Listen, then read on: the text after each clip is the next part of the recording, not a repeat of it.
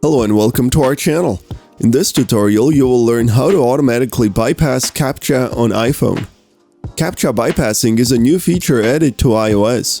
While it's not the biggest deal in the world, Captcha can still get quite annoying if you have to do it a few times a day. Here's how to do it. Go to Settings, your iCloud name, and tap Password and Security.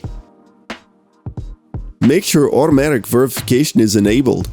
Everything else should be done behind the curtains. Do keep in mind that many software developers might have not had enough time to enable support for this feature. However, we suspect most popular developers will start supporting this feature in the nearest future.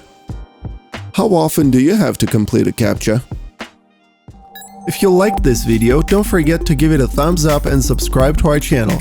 And make sure to press the bell button to be the first to know about our new videos.